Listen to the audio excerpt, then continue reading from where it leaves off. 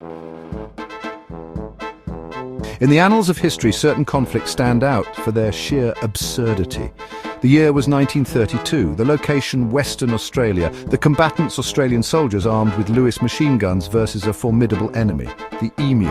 This seemingly mismatched confrontation, known as the Emu War, has become a legendary tale of unintended consequences and the surprising resilience of nature. The Emu War wasn't a war in the traditional sense, but rather a government-sanctioned attempt to curb a growing agricultural crisis. Thousands of emus, large flightless birds native to Australia, were wreaking havoc on farmers' crops in the Campion district.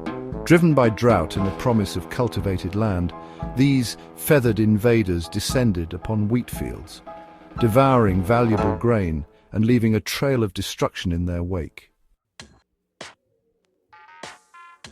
To understand the Emu War, we must first delve into the difficult circumstances faced by Australian farmers in the years leading up to this unusual conflict.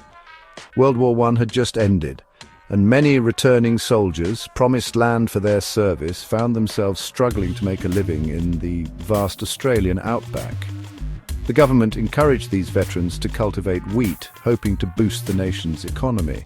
However, these plans backfired as a global wheat surplus caused prices to plummet. The Great Depression further exacerbated the situation, leaving farmers in dire straits. To make matters worse, just as the wheat began to ripen, hordes of emus arrived, drawn to the readily available food and water sources on cultivated land. The emus, protected by law, were undeterred by fences and traditional methods of deterrence, leaving farmers desperate for a solution. Facing mounting pressure from desperate farmers, the Australian government, perhaps seeking a distraction from the economic woes gripping the nation, decided to deploy the military. Armed with Lewis machine guns, a weapon that had proven deadly in the trenches of World War I, soldiers were dispatched to Western Australia with orders to cull the emu population. What followed was a series of engagements that could only be described as farcical. The emus, far from being intimidated by the military might arrayed against them, proved surprisingly elusive and resilient. They scattered at the sound of gunfire, their feathers providing unexpected protection from the hail of bullets. Attempts to herd the birds into killing zones failed as the emus outsmarted their pursuers time and again.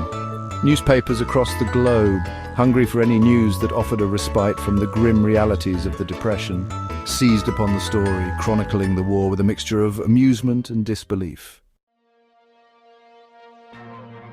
After weeks of futile efforts, the military, facing mounting criticism for their inability to vanquish their feathered foes, withdrew from the field. The emus had triumphed, their victory a testament to their adaptability and the sheer absurdity of the situation. While the Emu War is often remembered with a chuckle, it serves as a reminder of the unpredictable consequences of human intervention in nature. Despite its humorous legacy, the Emu War had a serious side. It highlighted the plight of Australian farmers struggling to survive during a time of economic hardship. Though ultimately a failure in terms of its stated objective, the Emu War stands as a unique and strangely endearing footnote in Australian history, a tale of man versus bird where nature, in its own comical way, ultimately prevailed.